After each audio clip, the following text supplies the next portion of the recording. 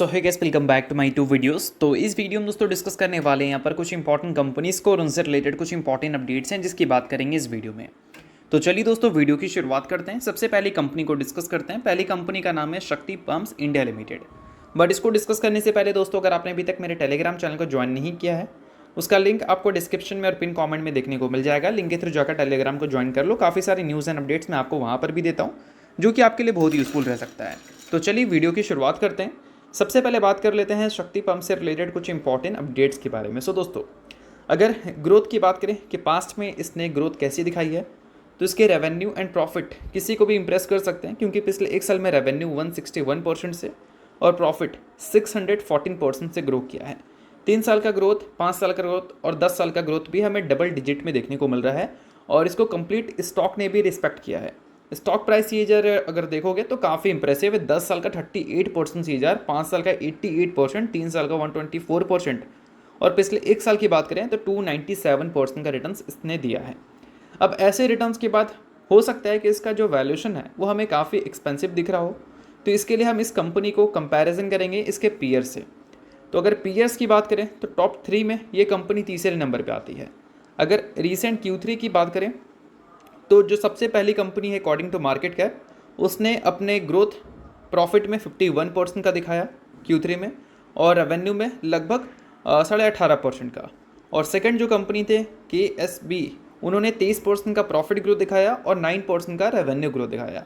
और शक्ति पंप्स की बात करें तो इसका जो ग्रोथ रहा है अभी Q3 में वो 130% से रहा है इनके प्रॉफिट में और 30.90% से रहा है इनके रेवेन्यू में। और साथ में ग्रोथ तो अच्छा सबसे शक्ति पंप्स ने दिखाया, बट अकॉर्डिंग टू वैल्यूएशन अगर हम देखें तो शक्ति पंप जो है वो सबसे कम वैल्यूएशन पे ट्रेड कर रही है टॉप 3 कंपनीज़ की अगर हम बात करें। तो कहीं ना कहीं वैल्यूएशन का उतना मसला नहीं है। तो मसला क्या हो सकता है? तो मसला ये हो सकता है कि पास्ट में जो कंपनी ने रिटर्न्स दिया है उस रिटर्न्स को अगर जस्टिफाई करना है तो आगे भी रिटर्न्स नहीं, आगे भी नंबर्स अच्छे दिखाने होंगे। लाइक ऐसे समझो, अब कोई कंपनी 10 रुपये पे ट्रेड कर रही है और उसमें आपने इन्वेस्टमेंट किया, वो कंपनी देखते देखते 200 पे चले गई, ठीक है। अब 200 पे जाने के लिए ऑब्वियसली बात है कि कंपनी ने पास्ट में काफ़ी अच्छे रेवेन्यू एंड प्रॉफिट ग्रोथ दिखाए होंगे। बट इंपॉर्टेंट चीज़ क्या है कि 200 पे जाने के बाद अगर कंपनी आने वाले क्वार्टर्स में अच्छे रेवेन्यू एंड प्रॉफिट नहीं दिखा पाती है तो आपको माइंड में एक चीज़ तो आएगा कि चलो भाई, ऑलरेडी इस कंपनी से अच्छा खासा प्रॉफिट में है, कंपनी के नंबर सही नहीं है, तो प्रॉफिट बुक कर लेता हूँ। तो ये चीज़ समझ रहे हो आप कि कंपनी जो पास्ट में रिटर्न दी है उस रिटर्न को अगर कंटिन्यू करना है तो आगे भी कंपनी को अपने रेवेन्यू एंड प्रॉफिट को ग्रो करना होगा। और एज ए इन्वेस्टर आपको उसी को एनालिसिस करना है, ना कि इसके पास्ट रिकॉर्ड को। और इस कंपनी के फ्यूचर आउटलुक को लेकर अगर आपको एक डिटेल वीडियो चाहिए तो उसके लिए मुझे चाहो तो आप कमेंट कर सकते हो। बट इस वीडियो में इस कंपनी को लेकर किसी भी तरह का रिकमेंडेशन मत समझना। तो चलिए अब डिस्कस करते हैं दोस्तों अगली कंपनी को, जिसका नाम है डिक्सन टेक्नोलॉजीज लिमिटेड। अब पिछले कुछ टाइम में एक चीज़ तो दिखा है कि डिक्सन टेक्नोलॉजी के वैल्यूएशन में काफ़ी अच्छी करेक्शंस आई है। 200 के ऊपर की पी पे ये कंपनी चल रही थी और अभी लगभग 140-130 की पी के आसपास ये कंपनी ट्रेड कर रही है। मीडियन पी के हिसाब से देखें तो थोड़ा सा price to earning multiples median P से अभी भी ऊपर है। बट जैसा कि हमने डिस्कस किया था कि एक्सपेंसिव वैल्यूएशन होना गलत नहीं है। एक्सपेंसिव वैल्यूएशन अगर ख़राब नंबर्स के टाइम पे होते हैं तब ये गलत हो जाता है।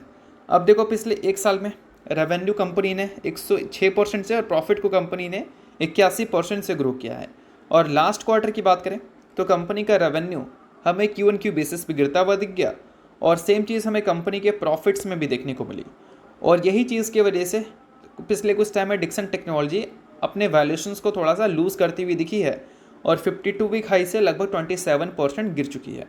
अब इम्पॉर्टेंट क्वेरीज ये है कि ये गिरावट क्या आगे भी रिपीट होगा या फिर कंपनी अगला क्वार्टर कुछ अच्छा रिपोर्ट करके यहाँ से रिवर्स हो जाएगी। अब देखो, अगला क्वार्टर कैसा आएगा उसके बारे में मुझे कोई खास क्लैरिटी है नहीं, बट कंपनी के पास इतने कॉन्ट्रैक्ट्स हैं EMS सर्विसेज में कि फ्यूचर में कंपनी अच्छे नंबर ज़रूर दिखा सकती है। बट कोई भी कंपनी जब अच्छा खासा चलती है तो उसमें अच्छे खासे करेक्शंस की भी नीड होती है और अभी कंपनी फ़िलहाल एक करेक्शंस फेज़ में है। तो इस चीज़ को बिल्कुल भी मत भूलना। भले कंपनी फंडामेंटली बहुत अच्छी है, फ्यूचर में नंबर्स भी अच्छे दिखा सकती है, बट हर कंपनी का एक फ़ेज़ होता है जिस फेज़ में वो रिटर्न दे रही होती है, उस फेज़ में वो साइडवेज परफॉर्म कर रही होती है या फिर एक फेज़ में वो गिरावट रिपोर्ट कर रही होती है। तो अभी इस कंपनी का रिटर्न का जो फेज़ है वो जा चुका है, थोड़ी गिरावट की फेज़ चल रही है। तो इस गिरावट के फेज़ में आप कंपनी को अच्छी तरह से एनालिसिस करो, माइंड से आप डिसीजन लो, ना कि इमोशनली डिसीजन लो। अगर इमोशनली डिसीजन लोगे तो आपको प्रॉब्लम हो सकती है, ठीक है। तो चलिए अब डिस्कस करते हैं अगली कंपनी को, जिसका नाम है बजाज हाउसिंग फाइनेंस लिमिटेड। अब न्यूली लिस्टेड कंपनी है, लिस्टिंग के बाद से लगातार अगर देखा जाए तो कंपनी में गिरावट ही देखने को मिल रहा है। अब देखा जाए तो इस कंपनी से रिलेटेड एक न्यूज़ हमें सुनने को मिल रही है। न्यूज़ दोस्तों ये है कि IndusInd bank, Bajaj housing finance, BSE और इसके अलावा 14 ऐसे स्टॉक्स हैं जो कि एफटीएसई इंडिया के इंडेक्स में एंट्री ले सकते हैं। क्या होता है, लेने वाले हैं। अब देखो, आप सभी को पता होना चाहिए कि कोई भी कंपनी जब किसी इंडेक्स का पार्ट होती है तो उस इंडेक्स के थ्रू उस कंपनी में पैसा आता है। अब एफटीएसई इंडिया के इंडेक्स में इन सभी कंपनीज़ का आपको इंक्लूजन देखने को मिल रहा है, तो कहीं ना कहीं कुछ पैसे के इन्फ्लो इन सारे स्टॉक्स में हम ज़रूर विटनेस कर सकते हैं आने वाले कल में। बट मार्केट क्या प्रिडिक्ट कर रही है, इस इंक्लूजन की वजह से बजाज हाउसिंग फाइनेंस में करीब 23 मिलियन डॉलर का इन्फ्लो हमें देखने को मिल सकता है। अब ये एक अच्छी बात है। अब इसके साथ दोस्तों बीएसई के लिए भी अच्छी बात है, क्योंकि बीएसई में पिछले कुछ टाइम से अच्छे खासे एफआईएस की प्रेजेंस हमें बढ़ती हुई दिखी है। और पास्ट में एफआईएस की प्रेजेंस अगर बढ़ी है और एफटीएसई इंडिया के इंडेक्स में अगर इसकी एंट्री होती है तो और भी इसमें इन्फ्लो दिखेगा। और इन्फ्लो की जो एक्सपेक्टेड अमाउंट है वो 76 मिलियन डॉलर का है। तो एज ए इन्वेस्टर ये दो खबर आपके लिए काफ़ी बड़ी अपडेट है, as a Bajaj housing finance investor और एज ए बीएसई इन्वेस्टर। और भी जो कंपनी है वो भी कोई छोटी कंपनी नहीं है, वो भी बड़ी कंपनी है। इन कंपनी के अगर आप शेयर होल्डर हैं लाइक इंडसइंड बैंक, तो उसमें 30 मिलियन डॉलर की एक्सपेक्टेशन है। प्रीमियर एनर्जीज में 15 मिलियन डॉलर इन्फ्लो की एक्सपेक्टेशन है। काइनेस टेक्नोलॉजी में 24 मिलियन डॉलर आने की एक्सपेक्टेशन है एफटीएसई इंडिया के इंडेक्स में एंट्री की वजह से। तो इन सारी चीज़ों को आप चाहो तो नोट डाउन करके चल सकते हो। तो चलिए अब डिस्कस करते हैं अगली कंपनी को। अगली कंपनी का नाम है दोस्तों सीडीएसएल, यानी कि central depository services India limited.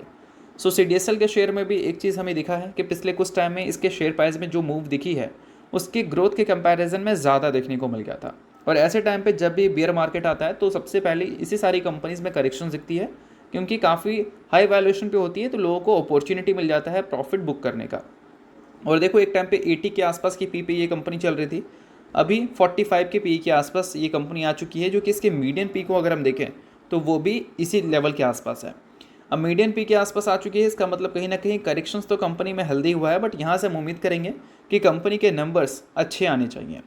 अब देखो, जब भी बेयर मार्केट आता है तो कैपिटल मार्केट से जुड़ी कंपनीज आपको अच्छे नंबर्स रिपोर्ट करती हुई नहीं दिखती, क्योंकि ट्रांजेक्शन्स काफ़ी कम हो जाते हैं, वॉल्यूम्स ड्राई हो जाते हैं।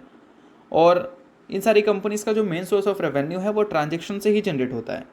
इनको मतलब नहीं है कि आप प्रॉफिट कर रहे हैं, आप लॉस कर रहे हैं। आप अगर खरीद रहे हैं, आप बेच रहे हैं, तो ऑब्वियस सी बात है कि आपको प्रॉफिट हो रहा है, लॉस हो रहा है, कोई मतलब नहीं होगा। बट आप जो उस खरीदारी और बेचने में जो चार्जेस दे रहे हो, उससे इनके रेवेन्यू एंड प्रॉफिट में जंप आ रहा है। और वो लगातार हमें देखने को मिल भी रहा था, देख सकते हो आप, लगातार 4 क्वार्टर। और Q3 में बियर रन था, और Q3 में सिंपल सा देख सकते हैं इनके रेवेन्यू में डिप देखने को मिला, और एज वेल एज इनके प्रॉफिट में भी डिप देखने को मिला, और इनके वैल्यूशंस में भी डिप देखने को मिला। तो एक्सपेक्टेड है कि Q4 में भी ये चीज़ रिपीट हो सकती है, बट Q4 में कितना इम्पैक्ट आएगा वो देखना काफ़ी इंटरेस्टिंग है। और Q4 के नंबर्स अगर मान लो Q3 के थ्रा ही रहते हैं तो फिर उसको अच्छा माना जा सकता है, बट अगर Q3 से भी ख़राब होते हैं तो फिर वो थोड़ा सा प्रॉब्लम CDSL के वैल्यूशंस को और भी दे सकता है, क्योंकि मार्केट जो एक्सपेक्टेशंस करती है इनके नंबर से, वो हमेशा करंट वैल्यूशन को जस्टिफाई करके ही करती है। अब उससे अच्छे आ गए तो अच्छी बात है, और ख़राब आ गए तो फिर और करेक्शंस आपको देखने को मिल जाता है। तो एज ए इन्वेस्टर्स आप इस चीज़ पे थोड़ा सा ध्यान देना। तो चलिए अब डिस्कस करते हैं अगली कंपनी को।